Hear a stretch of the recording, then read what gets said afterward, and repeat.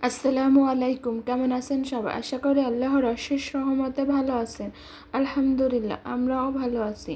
নতুন দিনের নতুন একটা ব্লগ ভিডিও নিয়ে আপনাদের মাঝে হাজির হয়েছি আমি Sumaiya Raju simple lifestyle blog video দেখার জন্য আপনাদেরকে স্বাগত জানাই। আজ শুক্রবার, সবাইকে জানাই জুম্মা মুবারক। আজকের ভিডিওটা আমি সকালের নাস্তার পর থেকে শুরু করেছি।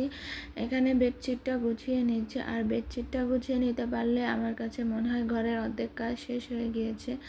বেডশিট গোছানো মানে ঘরের সৌন্দর্য দ্বিগুণ বেড়ে যাওয়া।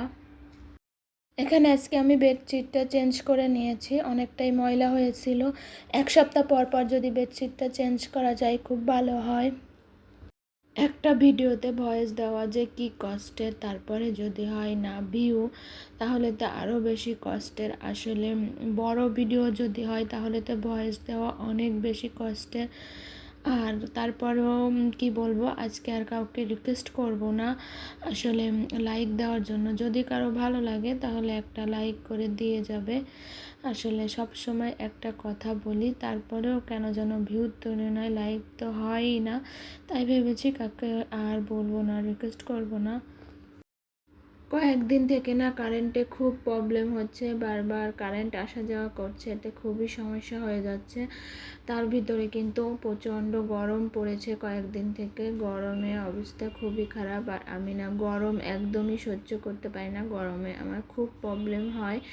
তার ভিতরে কিন্তু সংসারের অনেক কাজকর্ম করতে হয়, আর একটা ভিডিও করে যদি কোনো কাজ করতে যাওয়া হয় তাহলে তো অনেকটা বেশি সময় যায়।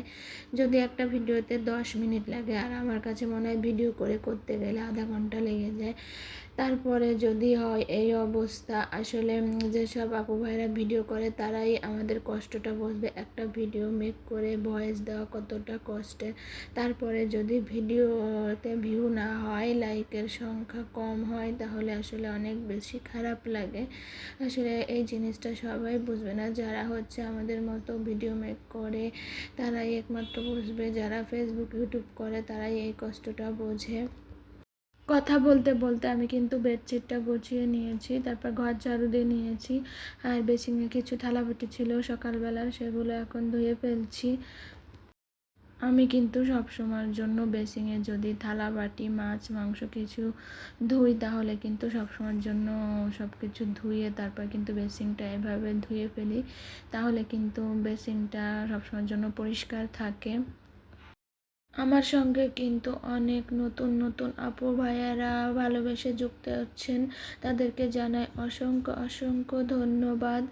আর যারা আগে থেকেই আমার পাশে আছেন ভালোবেসে, তাদেরকেও জানাই অসংখ্য অসংখ্য ধন্যবাদ।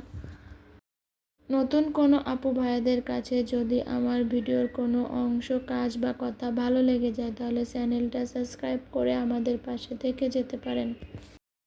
আমি এখন দুপুরে রান্নাটা করে নেব। আমি এক চুলায় ভাত বসিয়ে দিয়েছি, আর অন্য দিক থেকে এখানে আমি মুরগির মাংসটা ভেজে নিব। আর মুরগির মাংসটা কিন্তু আমি সবসময় একটু ভেজেই রান্না করি। মাঝে মাঝে না ভিডিওতে ভয়েস দিতে একদমই ইচ্ছা করে না, তাই ভয়েস দেওয়ার সমস্যার কারণে আপনাদের সঙ্গে ছোট্ট ছোট্ট ভিডিও শেয়ার করছি। আজকেও ছোট্ট একটা ভিডিও আপনাদের সঙ্গে শেয়ার করলাম, আশা করি আপনাদের কাছে ভালো লাগবে। ভালো লাগলে ভিডিওর কোনো অংশ থেকে ছোট্ট একটা কমেন্ট রেখে যেতে পারেন। আর এখানে হচ্ছে আমি কিছু কাপড় ভিজিয়ে দিব। আসলে ওই যে চাদরটা উঠিয়ে রেখেছিলাম ওটার সঙ্গে আরও একটা চাদর ছিল, এখন ধুয়ে দিব। আর চাদর সঙ্গে সঙ্গে ধুয়ে দিতে পারলেই ভালো হয়। আর এখানে কিন্তু আমি হালকা একটু কুসুম গরম পানি নিয়েছি। আসলে চাদরগুলো একটু গরম পানি দিয়ে ধুয়ে নিতে পারলে ভালো হয়, ভালো পরিষ্কার হয়। সবাই আমাদের জন্য একটু দোয়া করবেন, আর আপনাদের জন্য দোয়া রইল। তারপর সারা দিনে আমি আর কোনো ভিডিও ক্লিপ নিই নাই, আসলে গরমে কিছুই ভালো লাগছে না, আর ভয়েস দেওয়ার মোটেও ইচ্ছা করে না কোনো কিছু। আর এখন কিন্তু এই যে সন্ধ্যাবেলা, এখানে কিন্তু বোন একটু চুপ নুডলস করছে, আর চুপ নুডলসটা না আমার কাছে খুব ভালো লাগে।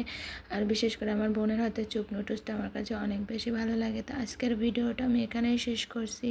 আল্লাহ হাফেজ, আসসালামু আলাইকুম।